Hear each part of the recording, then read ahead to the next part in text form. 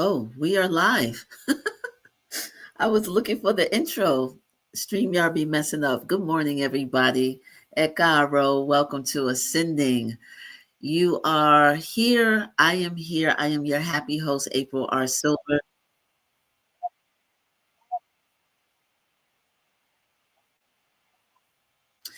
And we are live.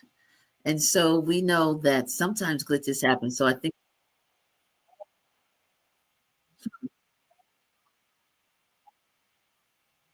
so bear with me, family, because I think we have some feedback that is,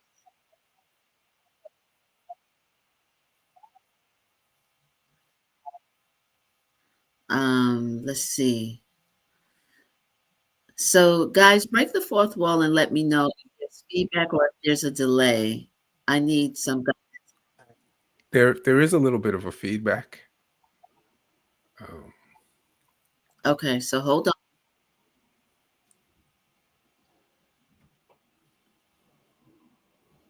Say go on April and we'll try and correct it behind the scenes. Okay, so let's see if that helps a little bit. All right. I don't know what that was, but I'm going to start all over so we can clip this because I think the problem is fixed. Good morning, Ekaro. Welcome to Ascending Family. You are watching Ascending. We go live every Saturday, 11 a.m. on Marc Lamont Hill Official. So I want to welcome you. I want to tell you, buckle up because this is going to be an amazing, amazing, amazing show. It's jam packed with information. So definitely do what you always do. Tell your people, log on, tell us from where you are ascending. We always want to know where you're watching from because we know y'all watch from all over the world. So let me just let you know before we get into our segments, I want to just give you a little bit of a peek at who's coming on today. We are going to be welcoming, there we go. We're going to be welcoming Maritri, Darrell McNeil, and CHRIS OLEDUDE, also known as CHRIS Owens. They are our guests for today from all over the country. Our guests today are from all over the country. You are definitely going to be in for a treat. We're going to be talking about independent Black music from an independent artist point of view. That is the main topic for today. So go ahead and tell your people, tell us from where you're ascending, get ready. But first, before I do that, I definitely want to shout out the Marc Lamont Hill official team. I want to shout out my A team, Drake, Aaron, Kevin, and Sandy. I want to shout out everybody who's definitely been a supporter. And I definitely want you to know one thing that we're going to remind you about every week because it's that important. Marc Lamont Hill is now on Patreon. And the way to, if you enjoyed all 38 previous episodes of Ascending, if you enjoy Night School, if you learn anything from what Marc is doing, and of course you will, if you get inspired and like what you see here on Ascending every Saturday morning, 11 Eastern, if you like it, then there's a simple way that you can support independent Black media and make sure that we stay here. And that is by going to Marc Lamont Hill's Patreon channel, which is new just this month. And I think I want to point here. I think this is it. So you see the QR code, you see the website on your screen for those who are listening and not watching, the website where you can join the Patreon for Marc Lamont Hill. The website is www.patreon.com/Marc Lamont Hill official. So we're going to be reminding you about that every single solitary week because it's that important. If you don't have the money to join, that's fine because it's a monthly subscription on Patreon. You can tell people, you can let people know, you can tell people about this show. Please remember to hit like and subscribe on the video, on the live stream that you're watching right now. Go ahead and hit that like button because I promise you, you're in for a delightful show. We're going next to Bookmark. bookmark is for this particular conversation about Black music is a book that I have in my library. So let me just tell you a little bit about it. So I was first introduced to this book, and the name of the book is the name of the book is The Music of Black Americans, A History. The author is Eileen Southern.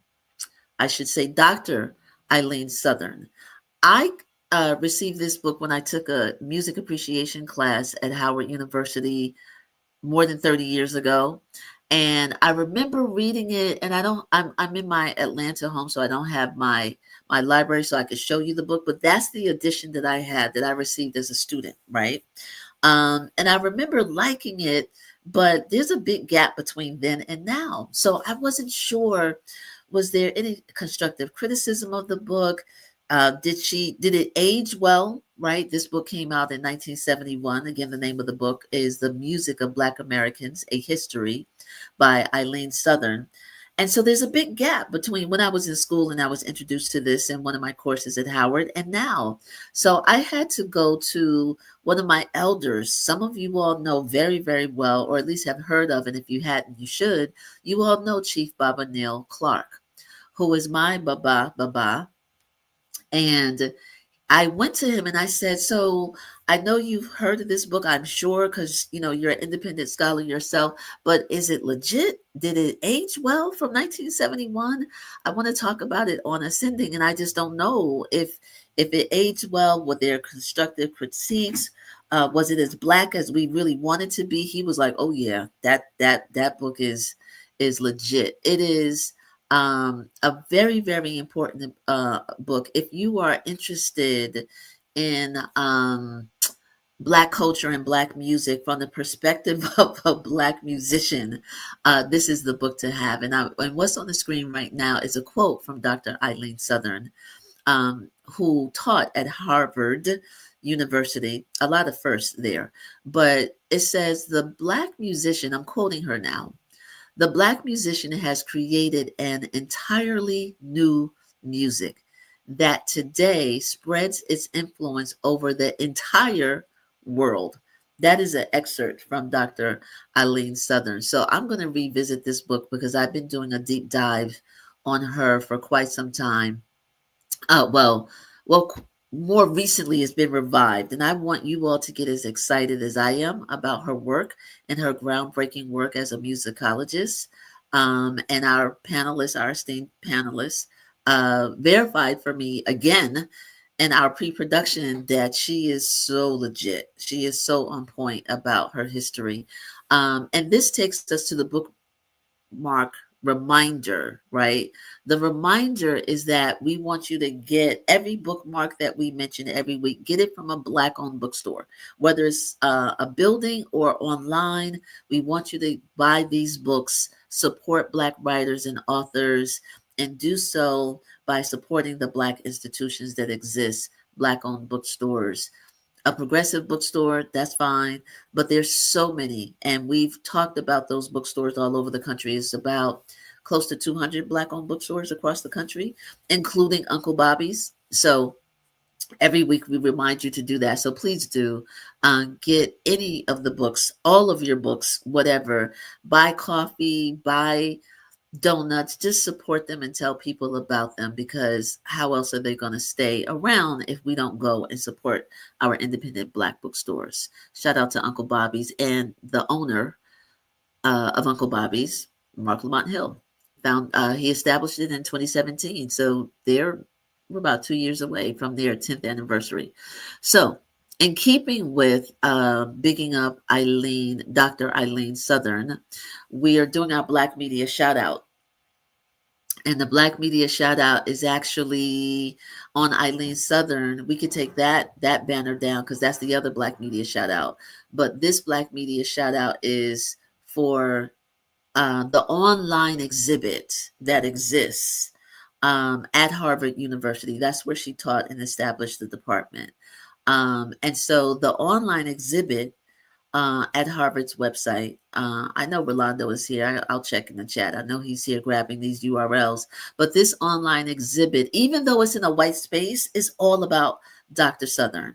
and it is called Eileen Southern and the Music of Black Americans, and it features a glossary. That's the thing that made me turn into a 5-year-old. I'm giddy over words, right? And so this online exhibit at eileenSouthern.omeka.fas.harvard.edu. This place houses a glossary, a biopic, um, so much information on her study of Black music.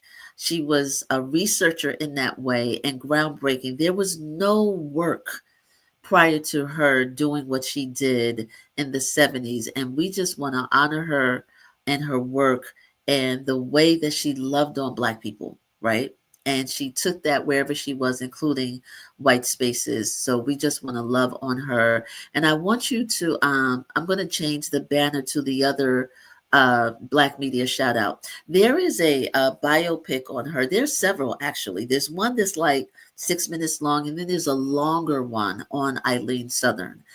So I want you all to definitely just YouTube her. She's everywhere. And the little girl in me who loves Black music and Black culture can't get enough of talking about her. And all these generations later, we are still lifting her up. So Google the Oral History Project. It's on YouTube. Study her, because this impact that Black music has made, that we created, as she has said, and so many people before her and after, has influenced the entire world. And I know Darrell McNeil is going to talk about that in just a minute or two. So before we get to the last Black media shout out, before we do that, I have to say happy homecoming. Y'all can't see this. I'll show you a little bit later, but Power Moves, I got a whole bunch of Howard University gear, and today I decided to wear this one. You can't see it. I'll stand up later so you can see it. But shout out to Power Move and everybody in the Black Howard University universe, the students, the alumni, the graduates, the faculty, the leadership, the administrators, the campus police, the personnel, the spouses, the family members, the soon-to-be bison. Y'all know I love HBCUs above all. And close to that is how much I love Howard University, even though I'm a plaintiff in a lawsuit against Howard University. Go back and watch the very first episode of Ascending. You'll know why. As much as I love Howard, it's not above reproach. I know some people are like, don't kill the vibe. It's homecoming. Sorry. Okay. Y'all know me. But happy homecoming. Today is the big day. I want to shout out all the HBCUs who are having their homecoming. And I wanted to do that first. The next Black media shout out, y'all got to just bear with me because, again, I'm giddy. We're about to show you a clip. We're about to show you a clip from a HBCU homecoming, but guess what? It was from 6 years ago. Is that right? Yeah. So some of you all might be familiar with this clip that went viral. I discovered it a couple of years ago, right? And in just a moment, Kevin is going to show the video, but this clip is the epitome of Black music and Black culture, and it's so appropriate for homecoming season. As much of a bison I am, I got to shout out Benedict College. My cousin graduated. May she rest in peace, Maria McCullough. She graduated from Benedict College. Shout out to all of my family members who are at HBCUs right now. There's so many. Shout out to all of you and to all of the alumni and my family on the Silver side and the McCullough side. But right now, Benedict College, if you haven't seen it, then you're going to see 2 minutes. It's a whole 2 minutes. This is pure theater. It's drama. It is the trombone section of Benedict College versus the trombone section of Miles College in 2019. When I say viral, I'm talking about this one website alone has 3.2 million views. So, Kevin, we can show it now, but shout out to Will Bilal and Al Jarreau, because that's the music. Here we go. First and goal for Miles College.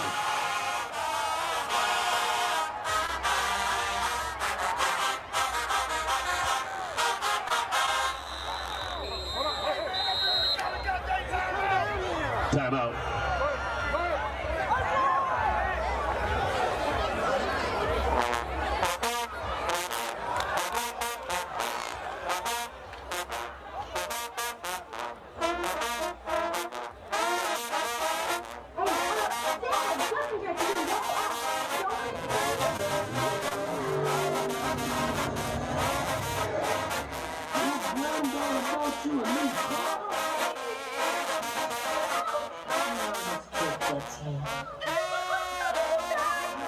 Come on in, ladies. Want a romance with these guys?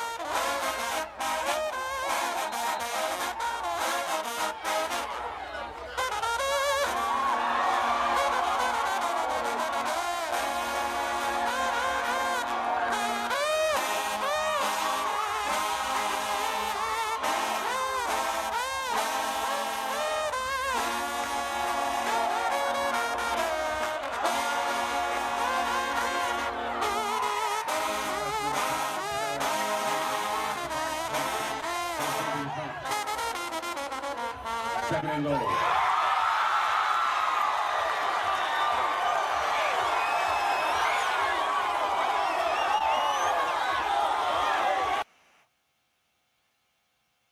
All right, let's bring on our guests because we're going to jump right in. Let's bring on Maritri and Chris and Darrell. Y'all can come off camera. I mean, you're on stage now. Welcome, but you can come off mic. Turn your mics on. I don't know how you can be alive with ears and not feel that. Like there's a reason why it's millions and millions of views. So welcome, family. And I just thought that that was so apropos, so appropriate to show today on this conversation about Black music. So welcome. Thank you. Thank you very much. Welcome, welcome. And I'm not the only one that was excited about that, right? Like, did y'all feel that? Of That course. was a cooking session. It's a traditional cooking session. You get like face off. I mean, people go on about Kendrick and Drake. This is like our long-standing tradition. You go to like the old jazz clubs, and you know it's on. It's on. And you know the it's a 17-minute clip, right? On this one particular page. And why I liked it, because to your point, Dara, it wasn't just the one-upsmanship or whatever, but it was what y'all did. I don't know if y'all saw it, but in the beginning, the band over on the Miles College side, homeboy was getting in like they thought they was doing something, right? Like all of the dramatic and all of the theater, right? And it was funny. And then it went over to Benedict College, and then it was a rap. But the crescendo, the build up, right? It was just absolutely amazing. I want to shout out Will Bilal because that was the soloist. That was the soloist. His name is Will Bilal, because you know I'm a geek, and when I first saw it a couple of years ago, I had to search. Like I didn't want to just be happy. I wanted to give this man his credit. And what is the name of the Al Jarreau song? Black and Blue. Yeah, that's what they were. That's what they were playing. April? But Maritri, you already knew. I love the marching band, and I love that when we were at Howard, there were the marching band was amazing. The jazz band was amazing. The classical stuff was amazing. I mean, everybody was just on point. So it's so nice to hear marching band. Yeah, exactly. Chris, were you about to say something? Yeah, I'm sorry, I didn't mean to interrupt there. I think that there are two elements of that clip that bear special note. One is the use of the repetition that takes place on the part of the background, right? I mean, there isn't a whole lot going on musically with the other on the Benedict side with the other horns, but that repetition builds you up, gets you into it, gets you going, and then the soloist is giving you call and response. The other key element, which is in so many of the musical pieces that really represent our culture and represent our attitude. So you've got all of that going on. You're in church right there. You're totally in church. Yeah. Absolutely. Absolutely. So I just had to get that out of my system and share it. Everybody just go check out any HBCU band competition, especially Howard, but it's a whole universe. HBCU homecoming, it's a whole universe unto itself. You know what I mean? So do yourself a favor, go down the rabbit hole. It won't be doom scrolling. It'll be happy scrolling. Exactly. Okay, family, let's just jump right in.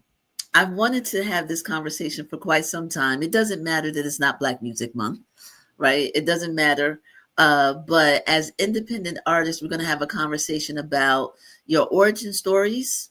We're going to have a conversation about your current projects and which is upcoming. But also the core question here that I wanted to talk on this panel is about your opinion on whether or not Black music, be it commercial or indie, is it the real status quo in terms of music in this country, pop culture, in this country? Darrell, I'm gonna start with you because we've already had these conversations, right? But talk to us about, Darrell, the foundation quality, the basicness of Black culture as it has manifested through all pop culture in this country and throughout the world, as Eileen Southern has taught us. The entire world in the world of music depends on Black music, indie or commercial. Your thoughts, please, Darrell. Well, I don't want to speak for anybody other than myself. I'm sure that there's like a certain amount of agreement in the room. There's always been this dichotomy between the culture of the music and the exploitation of the music, and who essentially is driving the bus on both of those different dynamics. And it keenly becomes even more acute when you have interests and agendas outside of the community and outside of the culture that are driving that bus. I mean, we can go through every single quote unquote genre. Quite frankly, I do not believe in genre as such. And that's another discussion for another time. But historically, Black music has gone through all sorts of changes, and most of those changes are driven by folks outside of our community who are looking to benefit economically. And it's not just within the Black community, it's like historically across all music, all races, all genres. This has always been a dynamic. The barons, the kings, the royalty making dictation as to what sensibilities there are and what is like appealing and what will be deemed the standard throughout. So this is a historic dynamic. What has been decidedly different when it comes to Black music, us basically being kidnapped and brought from like an entirely different continent, and us constantly being in a position where we're literally asking for permission to be ourselves, asking for permission to express ourselves. And there's been this long-standing situation where it's almost like trying to get toothpaste out, and over the years we become much more expressive, but at the same time we hold on to our roots, but we're also acclimating to the situations that we're in. And in order to, I guess, be successful as far as um, generating income, we've always had to go through this sort of two-step authentication with the people who are essentially in control of the business, the finance, etc. And that is the case, has always been the case. There have been shifts in dynamics in terms of the people themselves, and the people themselves have, we as a people have always been reflective of the times and the situations that we're in. I mean, I think I can make a general statement along the lines of when we are at our most expressive in commercial and independent fields is when we as a people, and this just kind of like falls along the lines of what Amiri Baraka said in his book Blues People, that the music is like kind of takes the temperature of the people and takes the temperature of where people are at a particular time. When we are most expressive about ourselves and our history and our culture, that is the mood and the climate of the people overall. When we become, dare I say, more transactional and commercial, and more or less abiding by society's expectation in terms of our musical expression, that's also reflective of where the people are in terms of our socioeconomic priorities, as it were. Right. Right. I would agree. So like you said in the beginning, the people in this room, we would definitely agree. I'm going to ask you, Maritri, to give your commentary either on that or start afresh or extend, that part of the conversation and talk about the importance, the value, the foundationness of Black music, not just on pop culture, but not just on pop music in this country, but maybe even pop culture. We're creators. That is who we are, and we are always copied and imitated and appropriated. But we brought music here. We came with it. Our drums were taken away, but we found a way to do that. We created the guitar, the banjo, right? All of these things that we used. We were out in the field doing field hollers, singing spirituals. I was a Jubilee singer. I went to Fisk, and so I'm out of that tradition where, steal away, steal away. All of these songs that have 3-4 different meanings and that's how we communicate as people. And then we move on to jazz, which is a communication, nonverbal communication to each other about how we're feeling. And so, of course, that's appropriated, but the feeling is when we play it, it's completely different from when other people play it. I mean, the technicality is there, and they can tell you who played on what record, who produced it, how it was produced, all of those things. And that's not necessarily important to us, just the creation. And then hip hop, you get the verbal communication of what's going on, or the last poets, right? So it grows, and we just keep going. We keep going. But I think as much sadness is contained within all of those art forms, there's also joy. This is where we find our joy. When I listened to that clip that you played of Al Jarreau, even though it's black and blue, and the lyrics are kind of representative of that, right? Yeah. But when you leave the lyric out, then there's just this joy, and it's not really competition. Like, the whole Kendrick Drake thing is it's a little mean spirited, right? But that one was. You know what I mean? But in this, there's no mean spiritedness. It's just the joy of being outside and being at a football game with people that look like you, without maybe the white gaze, right? And I love that. That clip made me so happy. Yeah. Let me extend the point a little bit, because you were a Jubilee singer. So tell everybody how historic that is. But you were at Fisk. You were also at Howard.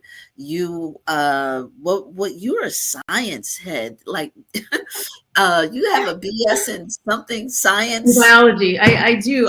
I went to Fisk because my mother thought that I should go to Fisk and then go to Meharry and then meet a doctor, get married, have 2.5 kids, and do the whole thing, because that's what my father's family did. So that's what I was supposed to do. And I mean, I got there first week and auditioned for the Jubilee Singers, and then that was it. But I was still in science, so I was in class all week and then on the road on the weekends. And then I went to Howard to go to pharmacy school, because that was the thing. And because I was like, I won't have to do a residency. I can do this. I can still make music. And I went up to fine arts, and they said, well, you're welcome here. You can come here. You can do whatever you want. And so I called my mother, and she was like, you're doing what now? She handed the phone to my father. He was like, she said, I can't. And she didn't speak to me for a long time. Oh, it was like that? Girl. There's a thing about HBCUs and what the expectation. My dad went to Howard. My sister went to Lincoln. There's an expectation, especially if you're coming up in a middle class Black environment. It's like there is a path, and if you stray from the path. And it's about, I mean, and I get it. I mean, our parents were that generation where you were either a teacher or doctor, and right, or a lawyer, maybe or a lawyer, maybe every once in a while. But that whole doctor route was so important. And then there was Meharry, right across the street. But so my mother didn't talk to me for about 6 months. Wow. No, and my dad was like, well, what were you waiting for? I was just waiting for you to make the decision. And my mom was like, that's not what you're supposed to say. Like, I hear it in the background. So, but Howard was amazing. I mean, it was totally life-changing. And that book, we used that book. When I was getting my master's, I actually taught using that book, music appreciation. I taught that class for a while because Relford Patterson, who used to teach it, was out. And he called me and said, can you teach this class? And I was like, sure. So that was my first experience with that book, because I had missed out on all of that coming into Howard late. I mean, I came in with a biology degree, so I didn't have the music background, and I missed that.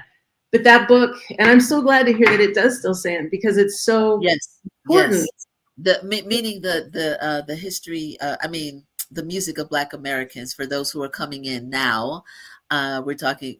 We are referencing Dr. Eileen Southern, who wrote the groundbreaking book. But Maritri, I want to come back to you, because I want you to explain, not right now, but in a moment, the importance of the Fisk Jubilee Singers. Okay. Right? Because one could argue, we'll argue it later, that that's not Black music. you know what I mean? There's no funk, there's no soul, there's no yash in it, but we'll come back to it. Okay.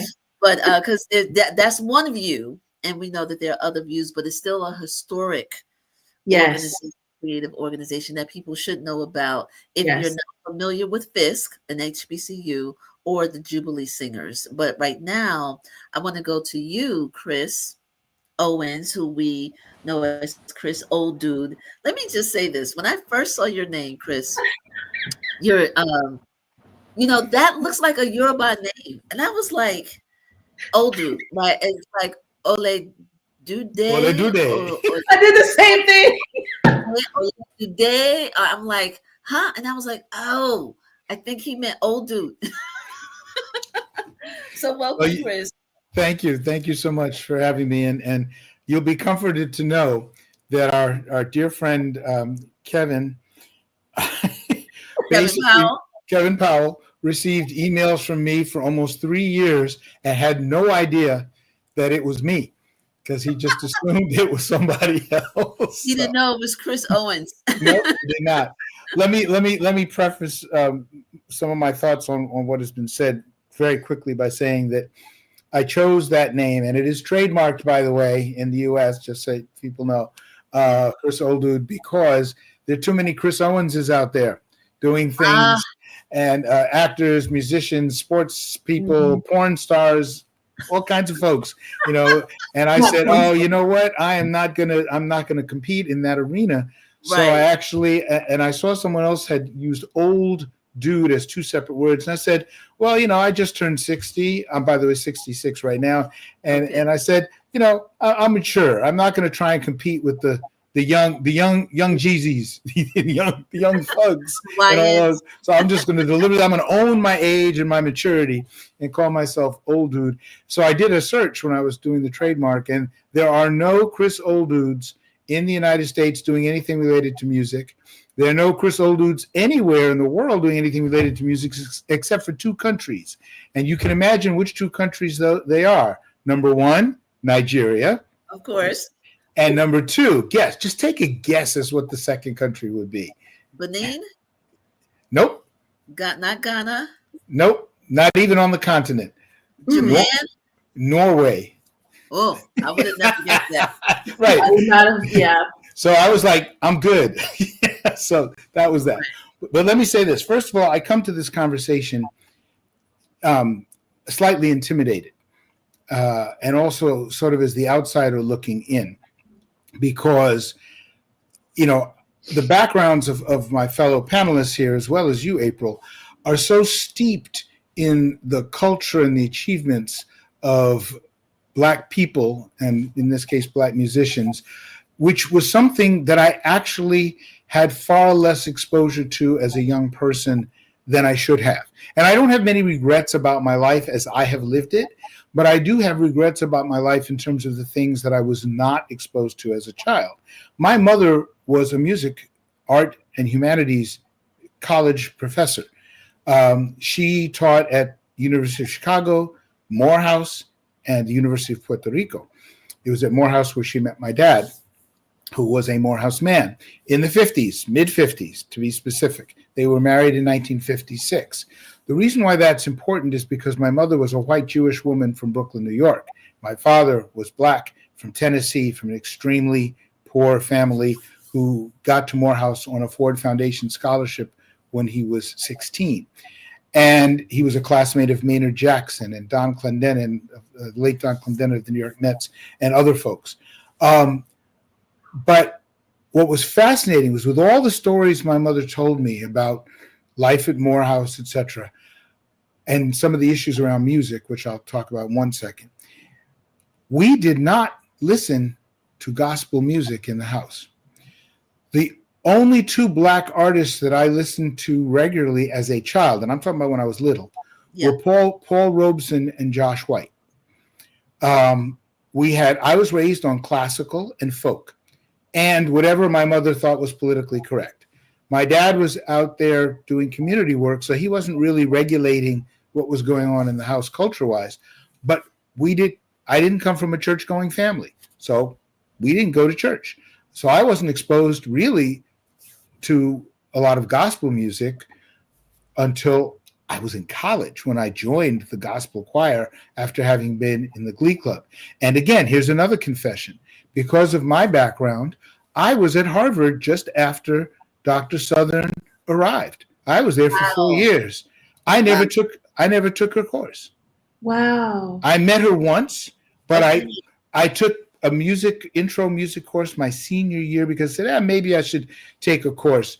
I had been taught music by my mother as a piano student for years. I learned cello. I learned the recorders. I played kungas taught by Olatunji and his people at the Harlem school they used to have. So we had the drum part. But the other part of Black music, including jazz and gospel, was not in our lives at all. So it was really much later that I started realizing that I'm a different kind of crossover artist. I'm a Black artist trying to cross over from a pop rock background into a better understanding of Black music. That being said, I can't say that I didn't love the Jackson 5. I can't say I didn't love Earth, Wind, and Fire. I can't say I didn't love Prince, who I worship. Can't say I didn't love George Clinton and Funkadelic. But what I can say was that they were not the guiding forces in how I started making music when I started actually composing and performing. I loved what I was exposed to, but I had to learn on the fly as I went. And of course, that's hard to do when at the same time you're not immersed in the music world, and I wasn't immersed in the music world. So I was married. I have 2 sons. I had a whole life. I had jobs, and I just wasn't focused on music until after I retired, which was unfortunately after my wife passed away. And so it's really only in the past 7 to 10 years that I've focused on more of the roots that I thought I had, but I didn't really have. Right. So hearing all of this background is so important. And if I may just close with one little story, which I think is very important.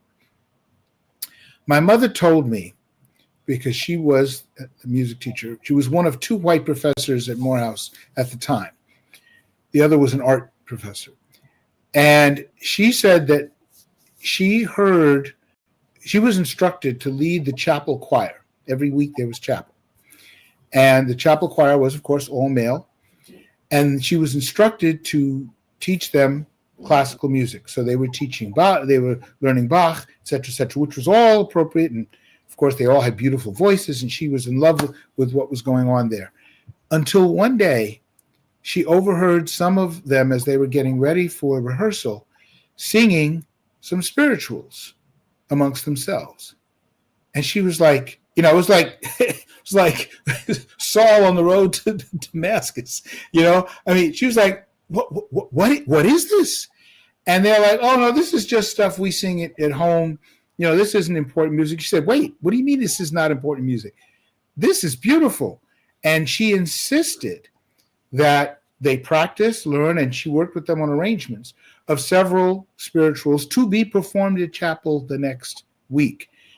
And the resistance that she got, both from the members of the choir and then from the administration after they performed, was incredible. And as she put it, the level of self-hate that Black people had for their own culture, as she experienced it, as a white woman looking in from the outside, was mind-numbing to her. And I won't go on because it's a long story, and needless to say, she ended up getting fired because she went against authority. But the bottom line is, we have come through so many iterations of ourselves, of learning to appreciate who we are, that when we get to this day and age, when Black music is a little confused as far as I'm concerned, we don't quite, in my opinion, know where to go. Right. Mm. But Chris, that's an amazing story. Mind blowing. That's mind blowing. It's mind blowing. It absolutely is. And you don't know this, but when you and I first started working together, let me just say, your father, may he rest in peace, was known throughout Brooklyn. Congressman Major Owens, right? Elected official, known and respected. I had the honor of meeting with him with my activist work, years ago. So I want to say that, right? So when we first started working together, I do my due diligence. And I read also about your mom, may she rest in peace. There was an online memorial, I think, right? Mm-hmm. You and your brothers, Mitty, who I know, and Jeffrey Owens. Wait, is it pronounced Jeffrey? Yeah, Jeffrey. I'm thinking of the G. I just got thrown off. But the memoriam that you all had online was amazing to your mom, right? And I learned about the activism that you just now talked about as this white Jewish woman who had the audacity to marry not just a Black man, but a dark Black man doing this activist work. And I was like, she's an amazing human being. So I was honored to have read her, the tribute. So I just want to say that. And now you're giving even more life to her and her activism work. So thank you for that context. Oh, thank you for reading. Yeah, no, I did. I never shared that with you because, I be working all the time, but I was touched and I was honored. And I got a sense of your lineage. But you have a really interesting perspective because what you just said about, Black music. So I thank you. We're going to come back to that in a second. So thank you. Darrell, I want to come to you. I want to come back to you, and we're good. Kevin and Aaron, we're going to go to the comments. I'm going to take a look because I know people must be on fire right now. So I'll take a look at that in a little bit. But Dara, I want to come back to you and your role as an advocate, right? I want to come back to your role as an advocate, why you're even working with the Black Rock Coalition, what the advocacy stands for. I want to say also welcome back to Ascending. You were with us very, very early. I think you might have been our 4th show. And we promised that you would come back because we know that Black Rock Coalition has some things going on. We're going to definitely talk about your project coming up in May 2026. But with regard to indie music and indie artists, there's a protection, that's needed. There's some sustenance that's needed and advocacy that's needed. And here comes Black Rock Coalition, which is celebrating 40 years. Can you talk about that a little bit? Well, just to kind of, excuse me, just to kind of piggyback a little bit on what Chris was talking about earlier, and Maritri even earlier, I should mention it. Maritri is also a member of the Black Rock Coalition. So, and I've worked with her. Oh, and Chris is like me too. Me too. I am. All 4 of us are members. I just want to give like the due diligence. But connecting to what Chris said before about like for lack of a better term, the miseducation of Lauryn Hill, as it were. There's been this indoctrination in American society that Black folks somehow contribute to things, but we don't originate things. It's like things don't happen here in this country as far as genre movement unless the people who are at the controls, as I stated before, who's driving the bus. This whole idea of these, and again, my disquietness with the notion of genre. The Black Rock Coalition came out of we were born in 1985, and it came out of decades of indoctrination that somehow Black folks had absolutely nothing whatsoever to do with rock and roll. And this has been documented numerous times that the root origins of rock and roll was Black music. Rock and roll was originally rhythm and blues music, which was another name that was slapped on jump blues. Black music goes through these different evolutions, and in order to sell the music to the masses, as it were, the industry slaps these names on them so that they can specifically target markets and demographics. The term rock and roll came out of this notion that, you had these like little white kids who were listening to segregated radio like at midnight. WDIA is like one of the more famous stations that spread throughout the South. They were listening to R&B music, which was formerly jump blues music and was probably something else before that. And quite frankly, society at large did not want these white kids listening to this Black music. And, all due respect to all of those early white kids who onboarded and really loved and appreciated this music. But then came the time to figure out how to make money off of this music. And that brings us to the Elvis Presleys, the Carl Perkins, the Jerry Lee Lewises, who became the ambassadors. I mean, of course you had Little Richard, of course you had Bo Diddley, of course you had Chuck Berry, but they were kind of like the gateway drug that opened things up for for the Elvis Presleys, for the Jerry Lee Lewises, for the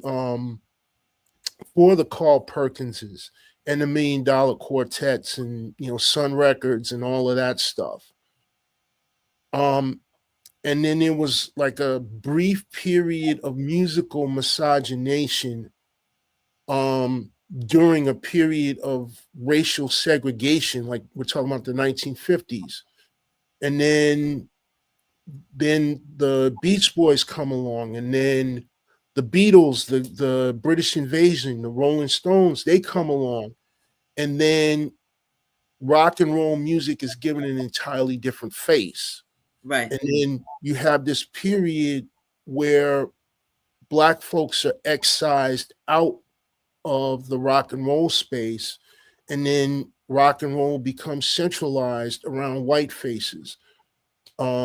Despite the fact that we were at the roots of this, Jimi Hendrix is sort of like the token, Black guy that is acknowledged because it was basically thought that, well, he's like kind of separate from his race, so we can claim him.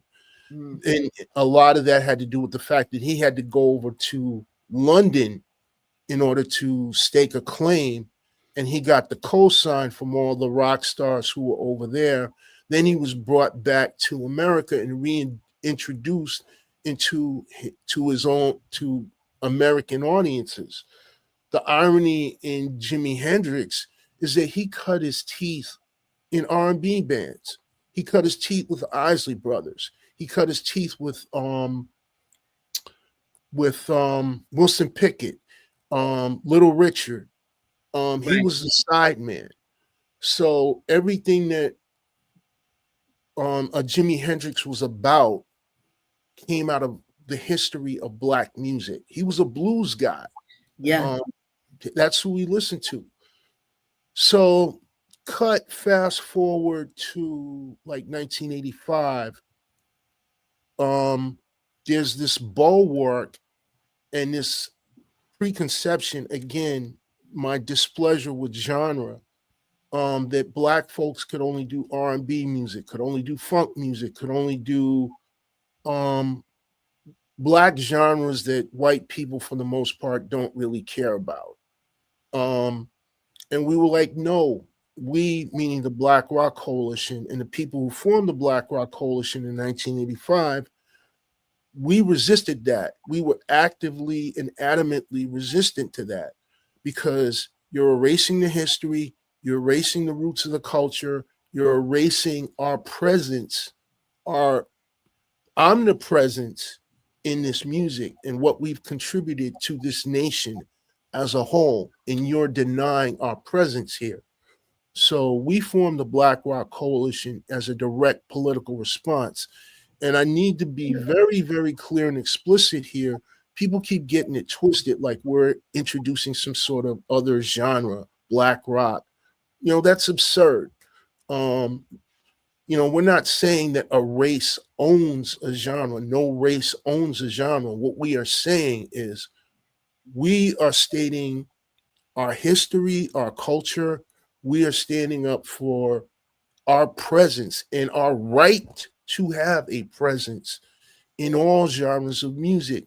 Because if you work with it forensically, all genres of popular music has its roots, origins in these Black folk who were brought over from the other side of the planet. And we put our thing in this. We put our rhythm, we put our melody, we brought our different scales, we brought our instruments. Maritri alluded to it earlier: the banjo, the drum, the piano, the drum. Obviously, we brought all of this stuff in, and again, it's not to exclude other folks from this because we all had a hand in making American music what it is. But the root origin, the tap root, that's all us. That's a bar. I mean, so many things, right? There's so many things. But now here's what, so this is not my pushback. This is a pushback, I am sure. And this is open. Well, Darrell, you laid this down, so I'm going to ask Maritri and or Chris. There are people, I am sure, who will say, you can't claim everything.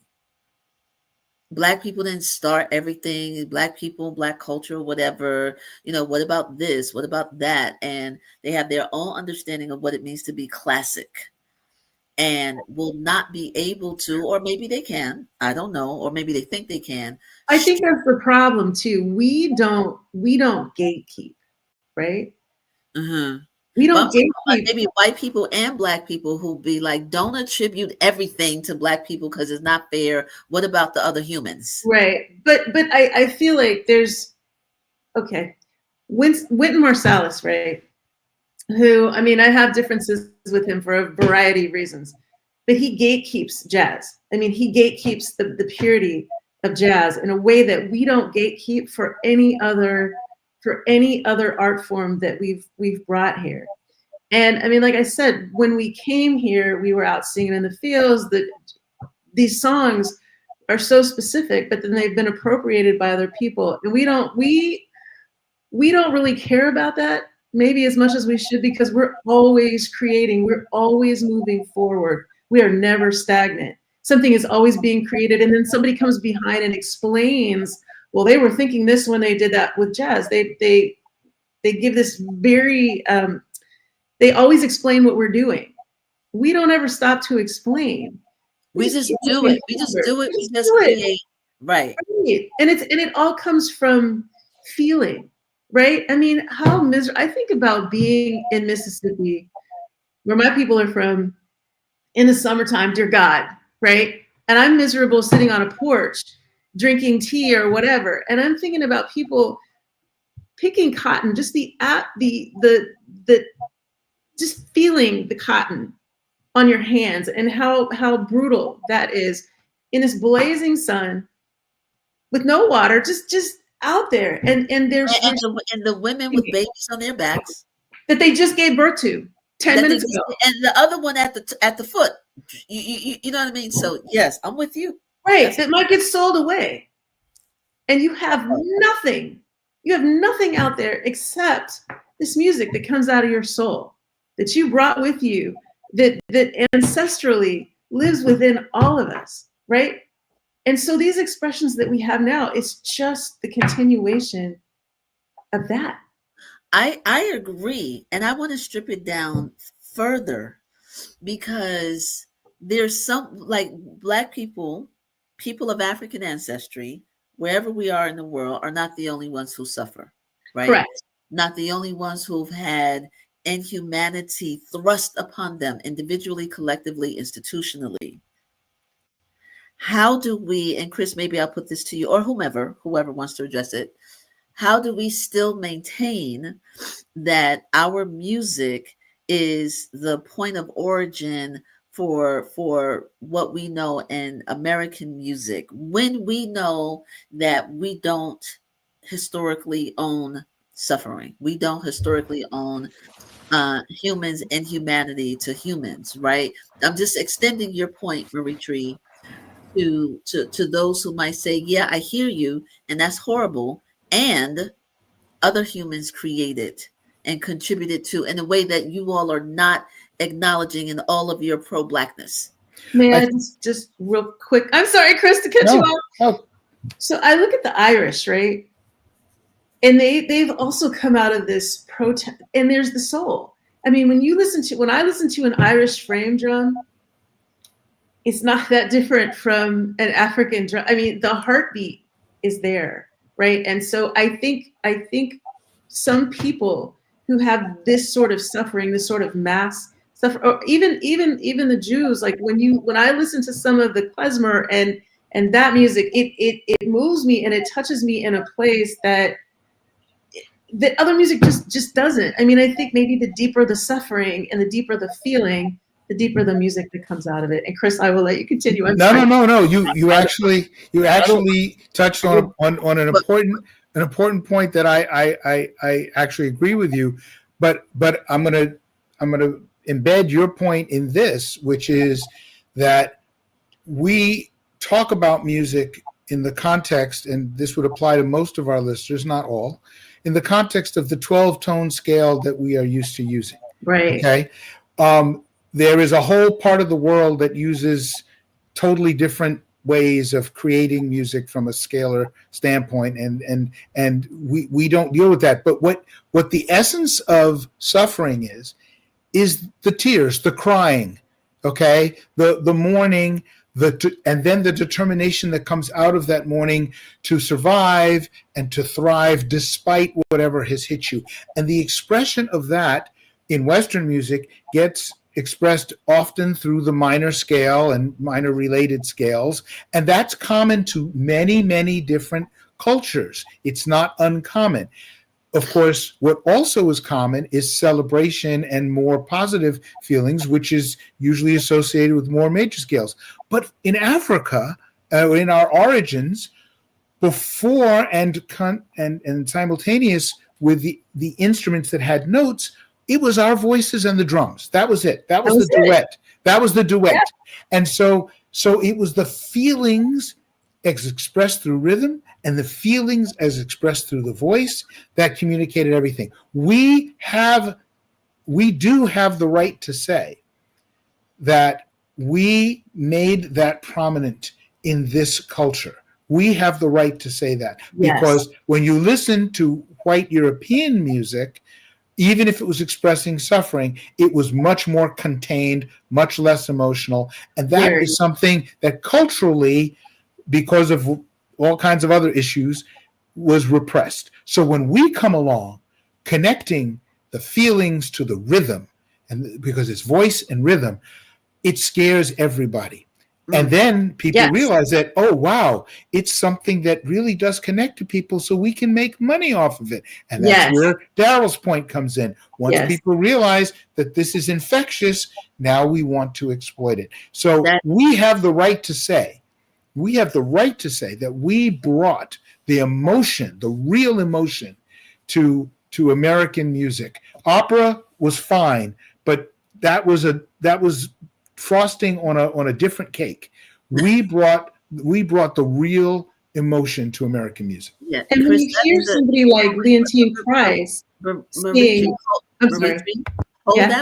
Hold that point. Yes. Leontine Price, hold it. Darrell, I want to come to you because I know you were itching to contribute. So please do. No, I just wanted to piggyback on what Maritri was saying earlier about different cultures. Just as an aside, let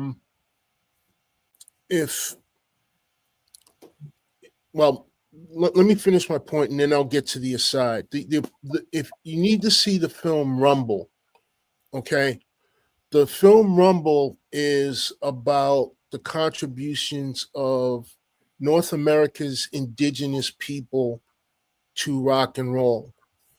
And in the movie, a lot of the speakers talk about the early indigenous music and the blues notes, which are very much complementary and almost identical to the black blues notes coming out of Africa. If you have an opportunity, definitely check out that film. I would also add, to bring things like currently, you got to check out Sinners. Not just for the horror story and all of that stuff. I mean, it's a metaphor about the history of Black music. Absolutely. And I'm not gonna say too much for those of y'all who have not had the good fortune of seeing it yet. You got to see that film because it really breaks down in very simple terms how Black music, the history, and it's an abridged history of Black music and the experience of Black music in the United States of America. There are a lot of different metaphors in there which tie into the history of our music, but definitely check that out. And I'm going to lay out and let somebody else come do the popcorn right now. Well, I want to go back to Maritri because you were itching as well, and we left off. You were about to reference Leontine Price, the great Leontine Price. So when you listen to Leontine Price or Madeline Dobbs or Robert McFerrin, who's Bobby McFerrin's father, who was Yes. one of Yes. so when you hear that, we are able to take classical or whatever and take it to the next level, because classical music, I was raised Catholic and studied classical music the whole first half of my life. So I get where you're coming from, Chris, because that transfer to, but my dad was a jazz musician too. But we have all of the technical ability, right? When you look at Misty Copeland, who just retired, right? We have all of the technical ability as well, but then there's the heart and the heart of the struggle and the joy, right? And that comes across too. I mean, Robert McFerrin came to Howard and I wept listening to him and Matilda Dobbs sing. And they were the first of their vocal quality. I think he was a baritone. He was the first to sing with the Met. She was the first to sing with the Met as well. Say her name slowly, because I didn't Matilda Dobbs. Okay. I know Rolando, who's always totally on point, is going to find out and put that in the chat. So thank you. And if I may, just on the Matilda Dobbs, one of the other stories my mother told me about Morehouse was that she went to see Matilda Dobbs sing. This was in the mid-50s in Atlanta. And she didn't realize at the time that Dobbs was related to Maynard Jackson. She's a cousin or something like that. And so her perspective on the Black middle class in Atlanta, she was like, wow, this type of talent is here, et cetera, et cetera, et cetera. And then they had this situation with the chapel, and she was very disappointed. But, the Matilda Dobbs was such a powerful figure in Wow. changing people's perception of classical music. So Matilda Dobbs, both of my parents went to Tougaloo, which is an HBCU in Mississippi. Yes.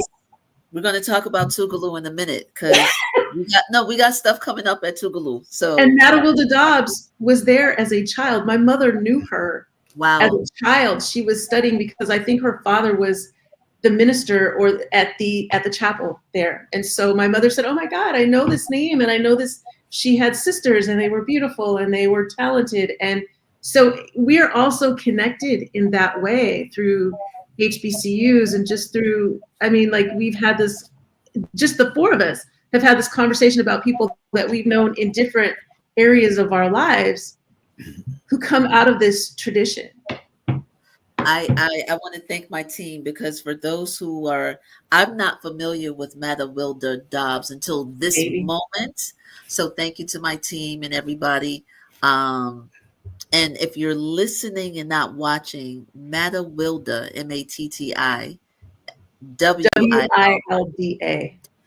Yeah, it's on the She taught at Howard while we were there, April. Oh my gosh. Yeah. Wow. She was born in 1925, passed away December 2015. She was an African American. How do you say that? Coloratura. Thank you. Coloratura soprano, and was one of the first Black singers to enjoy a major international career in opera. Because this is what we do at Ascending, right? We break ground. We get to the root, and then we let it breathe above ground. So thank you to everybody who found that information. This is really, really enriching. And I want to ask a question. Wait, first, Chris, I mentioned your father's name. I don't think we mentioned, or you mentioned your mother's name. And if we did, can we say it again? I like to put names, if we may. My mother was Ethel Werfel Owens. Yes. From Brooklyn. And she's a distant relative of the author Franz Werfel. She hasn't quite figured out all the connections. But they met at Morehouse when my mother was my father's teacher. And that's a whole story in and of itself. Yes. Thank you. She was 13 years older. So you have this age difference, you have the race difference, you have the culture difference. And the religious difference. You have it. Well, yeah, although my father was never particularly religious, but yes, there was a religious difference, and my mother was a rebel against Judaism. So it's kind of like it's a very volatile mix. Yes, yes, definitely. Thank you for that. I wanted to just make sure we pay homage to our ancestors here, right? Thank you. So we definitely do that. But let me ask this question, Darrell. I'm gonna come back to you, and you can feel free to shout out the influencers, ancestors, because I know you do on Facebook. So there's room for you to do that, Darrell. But I want to ask a larger question.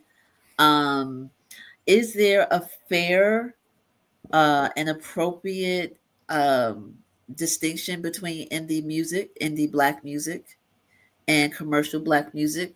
Is it fair to do that juxtaposition? Is it because that's when we look at it, it could be around operations and industry, but is it better, in your opinion, or worth discussing that it's just all Black music and we don't need to separate those who are commercially successful from those who are playing at coffee houses? It's hard to say, honestly. It's kind of a broad brush. Ultimately, it depends on each individual artist and their respective priorities. That's just the way I look at it. There are. Let me flip this and say it and try it this way. You look at an entity like BET, and they proclaim themselves to be, we do this for the culture, and they represent the culture, and which makes me ask, okay, what are the priorities of this culture? You have Black artists who are very much rooted into the integrity of their work, rooted into the integrity of their art, regardless of what discipline it is, and carry history and traditions with themselves. And that is very much informative of what it is that they do. And then you have a large segment of the population that does whatever it takes in order to be commercially successful. And there's not anything necessarily wrong with that per se, but I don't think that you can define it as the culture, because the culture does not necessarily represent the cultural roots, does not necessarily represent the cultural history, does not necessarily represent the cultural socio-political situation that Black folks are in right now. So I don't want to paint everything with a broad brush. Again, I think it depends on each artist's priorities. What I will say is that there was, at one point in our collective society, there was a great deal of diversity, that the artistic could coexist with the commercial. I mean, Stevie Wonder was making records when Rufus Thomas was making records. So it's like the Funky Chicken came out the same time as like Superstitious came out, and those things can mutually coexist. As a nation, we become so transactional and narcissistic and commercial in our endeavors. I mean, the whole idea, there was an idea of like quote unquote selling out. And now it's like everybody's bought in, everybody's bought off. So the whole idea of selling out doesn't even mean anything anymore. As far as how that juxtaposes itself against independent artists and commercial artists, I think it just depends on the value system. I mean, there are a few commercial artists, rest in peace, D'Angelo just passed away like a week or so ago at this point, who held a particular set of values he came in at a particular time that allowed him a window to be commercially successful. And as I've stated many times, it's because of the music industry's priorities, which were entirely counterintuitive to his priorities, that put him in such a angst-ridden space, and really, I believe, contributed to a lot of the difficulties that he had towards the latter part of his life. And people can argue with me, and that is a hill that I will plant my flag and die on. There are a great many talents, there are a great many artists who are out here in the independent lane who, in my humble estimation, completely outshine what the commercial industry is putting out. We're not even getting juice. We're getting sundew, and I'm not advertising for sundew, but you're getting sugar and water versus real fruit. Yeah. So and again, I don't want to like talk down audiences. Audiences like what they like, and they're going to like what they like regardless of anything that we say here. I do think that we need to call into question how audiences are indoctrinated and why they hold the belief systems that they hold. I do believe that we need to be open, upfront, and frank about the economic and commercial motivations that go, but let's not call this the culture. This to me, it's like very much a caricature of culture when all your culture is about is making money and being famous and all that other stuff, to the point where you literally do anything, even constantly copy, cut, and paste yourself, copy, cut, and paste your culture to the point now, and I'm going to finish with this point, to the point where you have artificial intelligence, which is literally copying modalities and formulas and constructs that are easily replicated, to the point where people are no longer even needed for the equation. Right. Then you have to ask about the culture. Is Right. that the culture? Is that the direction the culture is coming in? Because you can make the point that culture has absolutely nothing whatsoever to do with that. Right. Wow. That's damn near a whole nother show. Thank you is what I'm trying to say. Thank you. That's what I'm trying to say. So let me come to you, Maritri, because we're going to close out very shortly. So everybody get ready for your ascending last words, that breakthrough moment. So just mentally prepare. But Maritri, I don't want you to not tell us about Fisk and the Jubilee Singers. So let's do that. But then I want to ask you the same question from your version. Is it fair to make this distinction between commercial Black music and indie Black music? Like, is that even fair? So let's start with you I think first. it is fair. I do. I think it is fair because I think culturally, when we talk about the Black Rock Coalition and real indie artists who are as an artist, you make art because you can't do anything else.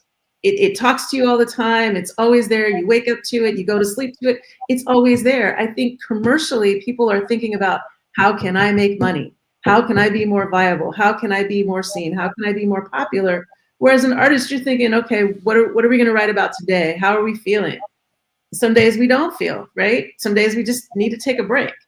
So I do think it's very different. I think the thought process is very different because you often have these shameless self-promoters that constantly, they promote themselves. And I'm like, when are you practicing? When are you writing? When are you performing? I mean, I play every single day. As you know, April, I'm still doing I'm still on Facebook doing, you know, 3 Your shows lives. in an hour. Right. Yeah. So still playing live. And that's what I think about. Whereas I think other people are thinking more about money, and I probably need to think more about money, but then there's this art that needs to come out, and I need to put it out for myself. Right. And hopefully it touches somebody else, and it moves somebody to cry or to think or to be inspired. And then quickly, as far as Jubilee singers, I mean, these songs came out of, again, the field hollers and the work songs, right? This is it's a very, the timeline is very specific, right? And as a Jubilee singer, these songs were made into often classical interpretations with the lyrics from the field hollers and the work songs. So that's where they came from.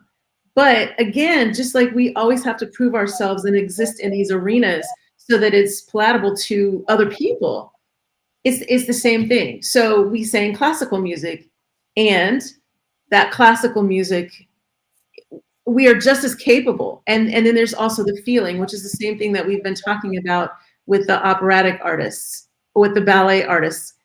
You bring all of the feeling to the table, whereas maybe there's not the feeling in classical, because classical music repeats exactly as it is. There's no real improvisation. That's, even the improvisations are written out and continued. But with our music, we start with, in jazz, we start with the head, and then there's this improvisational section where people also compete, just like the trombone section. You bring all of this artistry. It's like kind of the show off thing. And then you come back and you're like, yeah, I can play the head too. So Right. lots to say. I don't want to take up any more time because I want to hear what Chris has to say as well, but lots to talk about. Yeah, no, and get ready for the ascending moment, because when I come back to you, that'll be, you know, your breakthrough moment in your personal life or career or whatever. But first, Chris, before I ask you the same question, I want to let people know that you are watching Ascending on the Marc Lamont Hill official channel. We're about to close out, but there's still time for you to tell your family and friends to watch. We are live every Saturday morning at 11 Eastern, right here on Marc Lamont Hill official. Now, I didn't say this before, but if you're watching on Twitter, thank you.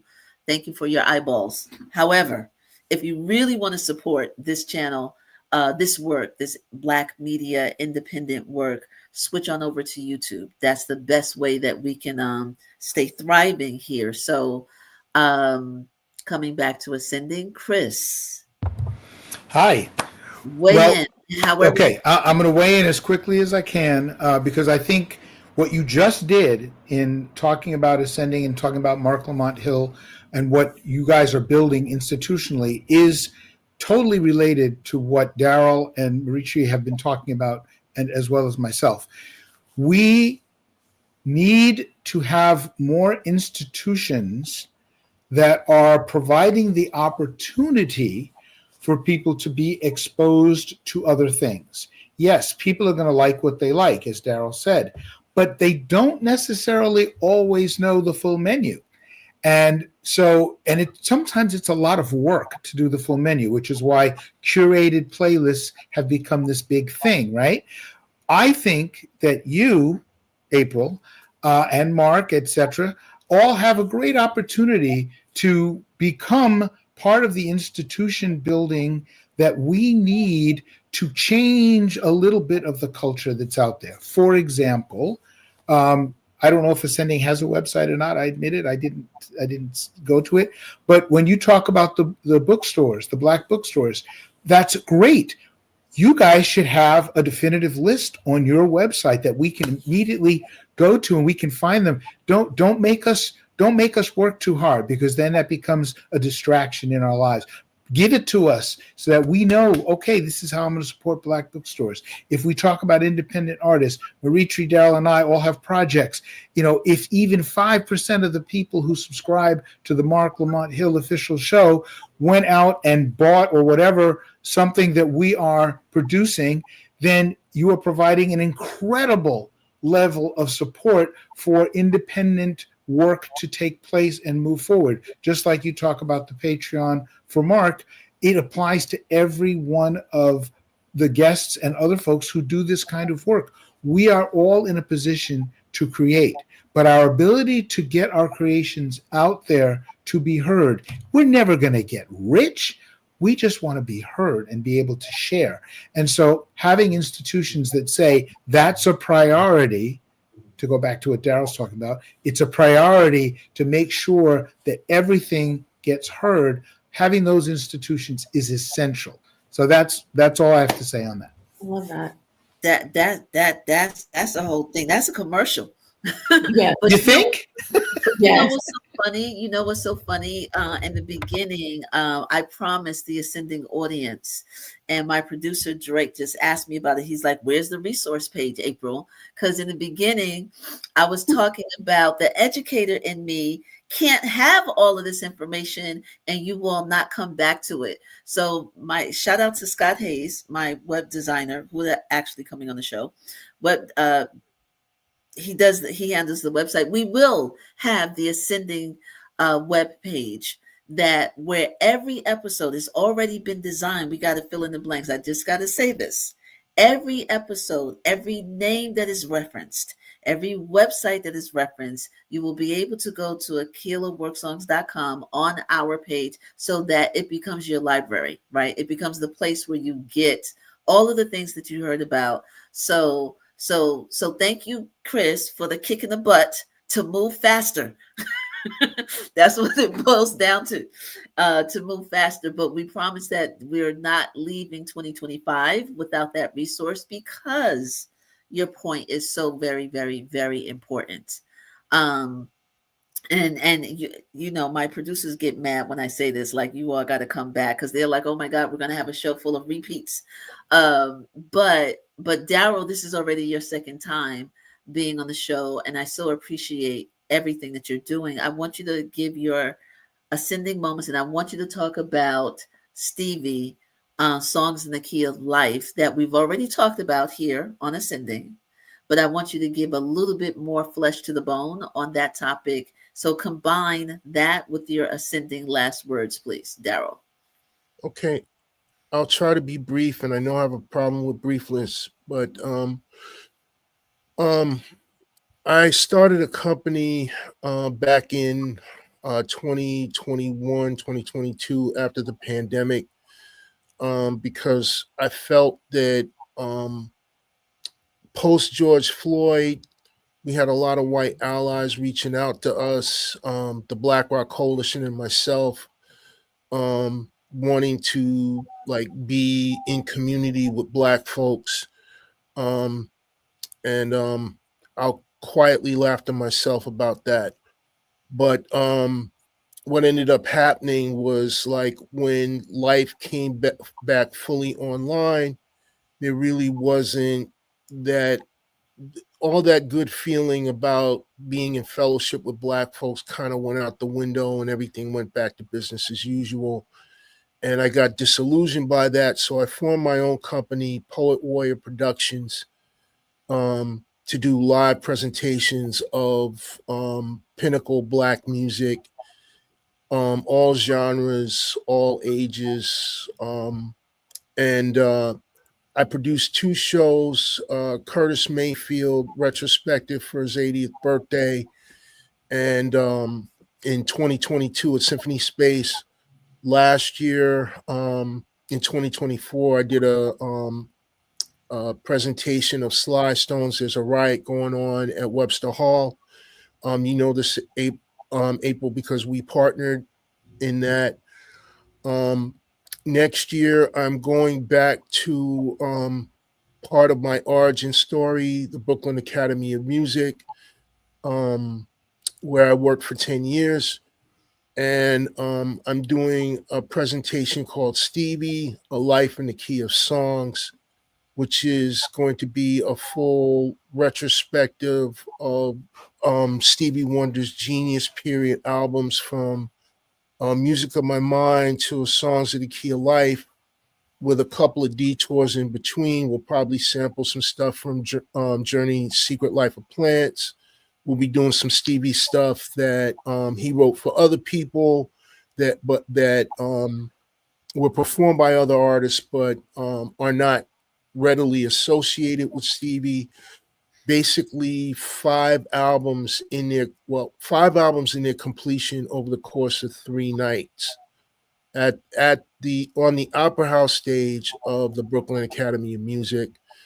And this is in conjunction with the Black Rock Coalition, for whom I'm director of operations, and I'm directing this in partnership with my good friend and ally LaFrey Ski, and it's going to be 5 nights of Stevie Wonder with the Black Rock Coalition Orchestra. 3 nights. 5 albums, 3 nights. 5 albums, 3 nights. Music of My Mind and Talking Book the first night, Inner Visions and Fulfilling This First Finale the second night, and Songs in the Key of Life all one night, the final night. And again, with a couple of detours where I've been told that I need to put some Journey in the Secret Life of Plants in this somehow, and I'm trying to figure out how to leverage that. But yeah, so that's happening in May 2026, the 14th, 15th, and 16th of May.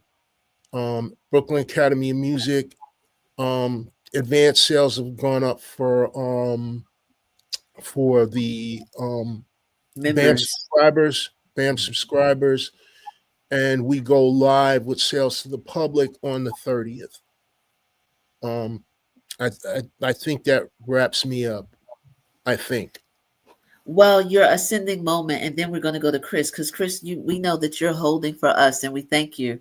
But your ascending moment, what was your breakthrough moment in a very succinct way, either in your personal life as a musician, as a cultural critic, historian, or personally? What was your breakthrough moment where you just became a changed person, and in a positive way, career or personal? That's directed to me. No, that's directed to Darrell. Darrell, okay, that's what I thought. Oh, to me. Right. I'm sorry. Yeah, and then we're gonna go to you. I'm sorry. We've been talking all this time, and a large part of I can't say that it was like any singular moment. It was a cultural moment. It's something that is like developed over the course of time. We've spent a lot of time talking about the history. We spent a lot of time talking about the culture, and for me, it was just this gradual education. Again, the miseducation of Lauryn Hill, or the education of Sonny Carson, or however you want to frame that. Understanding that the culture and the history was not aligning with what we are regularly taught, what we are regularly told about ourselves and our history and our culture and our contributions.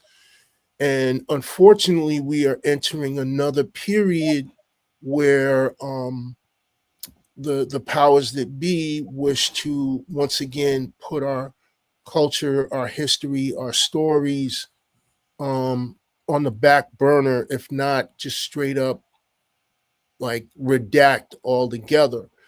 And that has just been an ongoing that has been an ongoing fire in my gut pretty much since I graduated college. I feel like after I graduated college, my real education began, because I had the freedom to read the books that I wanted to read, to do the research that I wanted to do. Eileen Southern, we mentioned her earlier. She was a major part of that rebirth of my education, or realignment, as it were, of my education. I've quoted her in at least a couple of essays and 2 books that I've written. So, it all comes down to aligning oneself in the world that reflects your true sense of your own reality, as it were. And I hope that wasn't too, crunchy granola for y'all folks, but I think that's like pretty much like the sum. There's no one ascending moment. every day really should be an ascending moment, because every day should be a day of discovery and research and reclaiming oneself. Absolutely. I couldn't agree more. Thank you so much. So stay right there. We're going to come to you, Chris, because we want to talk. We want you to tell us, before you get to your ascending moment, we want you to tell us about your project, all the things, because you just had a release. Like, you got all the good things going on. So have at it. Okay, I'll keep it as short as I can. The bottom line is, right now, as we speak, I am finalizing the mixes on my debut album. It's 45 years in the making. In 1984, I released a 10-song cassette, but I never did an actual album. And I've been working on this intensely for the past 8 months. It is going to be, the mix is going to be finished tonight. People can pre-order it right now from www.oledude.rocks. That's www.oledude.rocks. And you can pre-order the digital and the CD, and I'll even do vinyl for you if you want. Wow. It just costs a lot more money. But the bottom line is, it's 11 pieces of original work, and it crosses decades. Some songs were originally written in the 80s. Other songs were written more recently. And that's what's going on right now. My website is www.oledude.rocks, and that's where you find out everything about me. In terms of my breakthrough moment, you know, in our, when you look back at your life, you know, at the age of 66 or whatever age you are, you probably can find several breakthrough moments that took you to different plateaus, new plateaus in your life, and new ways to look forward. For me, the breakthrough moment was after my wife died in January of 2019. And I realized that I had to reconnect fully with the artistic part of me, which I won't say had been suppressed, because it wasn't suppressed. It had just been rechanneled for way too long. And the deaths close together of my father, Nelson Mandela, and Pete Seeger, who was a family friend, had prompted me to first kind of reconnect to music. And then the death of my wife made me say, you know what, I don't know how to deal with this, what I'm feeling, and I don't know how to deal with the rest of the world if I don't go back to the music and expressing myself in some way. Shortly thereafter, the pandemic began. Shortly thereafter, George Floyd was killed. And I had the material for my first 2 singles in my new life as CHRIS OLEDUDE. So CHRIS OLEDUDE started in early 2020 with 2 records. And then I've just been doing different things ever since. Some have been big, some have been small. But it was really the loss of, you know, my partner, the person who, you know, had fulfilled me for so long and provided me with 2 beautiful sons, that made me say, how do you replace that type of energy, that type of love? How do you help build more love in the world if you're not connected to the art that you were raised in, not on, but raised in? So that was my breakthrough moment. That's really, really heartfelt. I have a question, if I may. Sure. You said, how do you replace? Was it replaced? Was Nothing, that replaced? no, nothing can replace what was there. It was unique. It was special. Yeah. It can never be fully replaced. I have been able to fill the hole a little bit. I have a new partner. I have made other changes in my life. So the hole is filled a little bit, but there is no substitute for that real thing, if I may borrow a phrase, that was there for 28 years. Wow. Thank you, Chris. Sure. And Thank if you for having me. No, if you got to bounce, we understand, because you're about to get this work out. Well, I really want to hear Maritri, so I'm going to stick around a little bit longer. Listen, so Darrell McNeil, my man, are you going to call me and Chris to do the Stevie Wonder thing? Because I feel like we both need to be on this. I have no shame. What? Clearly, I know you have no shame. I know you have absolutely no shame whatsoever. This is why I love my Black Rock Coalition family.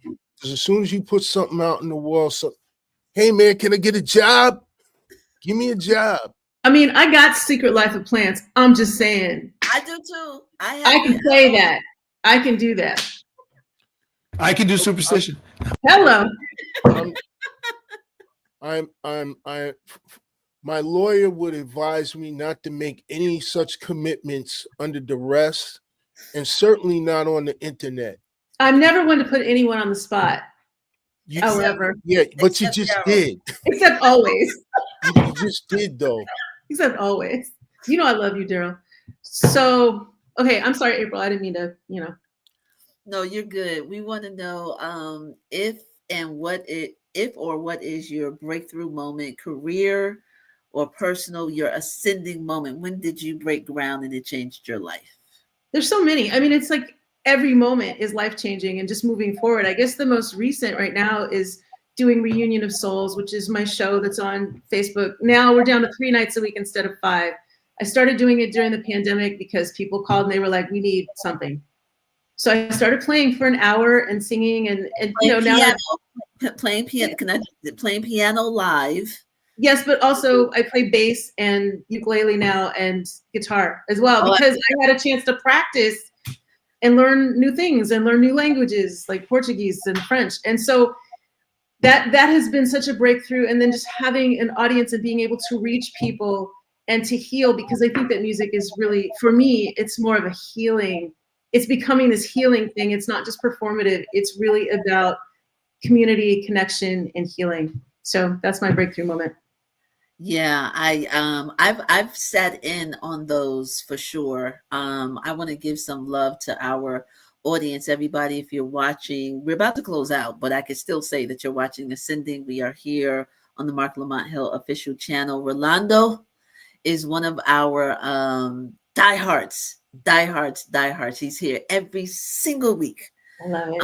And so I wanted to give him, he said, this is one of my favorite conversations, which is saying a lot, folks, because all of us can say that like every week. So before you all go, I just, Kevin and Aaron, I'm just highlighting some of the comments, but this one is for you, Chris. Black Men Investing, who is here frequently says, wow, Major Owens, Congressman Major Owens was my congressman when I lived in East Flatbush years ago.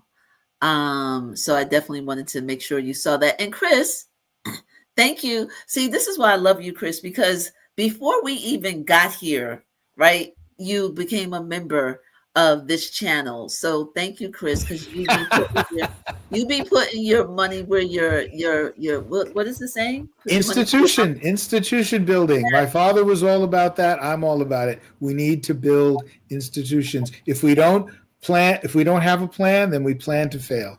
Well, there you go, that part. So that's my reminder to tell everybody, if you can't join this channel, you can like and subscribe. That costs $0. So definitely like this video, subscribe to the channel. I wanted to say, this is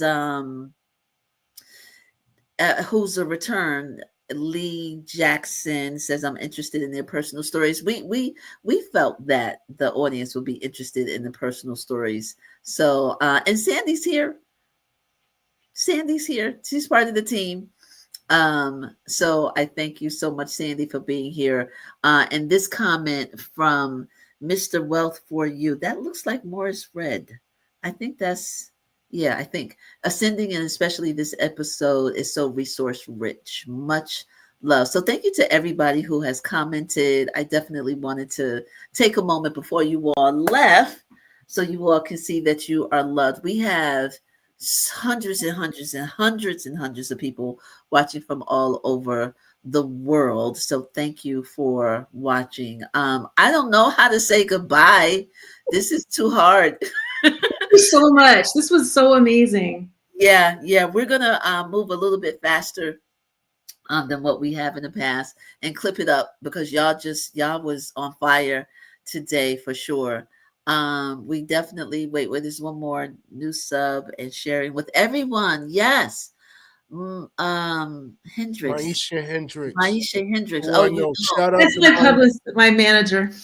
Okay, yes. Says new subscriber. She's sharing with everyone. This is a much needed conversation. If y'all think this was dope, watch the other 38 episodes. Like all of them are dope. So we thank you, thank you, thank you. So we're gonna get ready for outros. You all, thank you so much. We'll take you off camera now. I'm gonna do my standard whatever. I know we'll see each other in May at the Brooklyn Academy of Music. And Yeah. we'll see. I mean, hopefully we'll see before each other. But definitely we'll see you all in May at Brooklyn Academy of Music, and you will be learning more about that project. So thank you, everyone. Guys, let's go to outros. Before you all leave, again, you are watching Ascending. We're going to change up our banners right now. We're going to do outros because I want to remind you of a couple of things. Number one, I'm on social media, so you can follow me. My agency, my PR agency is Aquila Work Songs. We're everywhere on social media. I'm going to move a little bit faster, I promise, in terms of getting the behind the scenes stuff up. But follow me regardless. April R. Silver and Aquila Work Songs. That's my social media. I want you all to be mindful of that and to tell your people. We have some other outros as well. The playlist, whoa, all episodes, the past ones and the ones that are coming up are on the Marc Lamont Hill official YouTube channel, and the playlist called Ascending. Check out all of those amazing episodes. This is episode 39. We haven't had a dud yet. It's impossible because we have amazing guests. I also want to let you know that I'm available for public speaking. You know what I forgot to do? Oh my gosh. Speaking of public speaking, Marc Lamont Hill is going to be at Tougaloo College, just to reference that. He's going to be at Tougaloo College on Wednesday, the 29th of October. He will be the featured guest speaker for Mississippi for a Just World. It's a free event. It's open to the public. If you're interested in bringing Marc to your campus or events, you can contact us at Aquila Work Songs. We do book for Marc, but I want to tell everybody October 29th, which is a Wednesday, free and open to the public at Tougaloo College in Mississippi.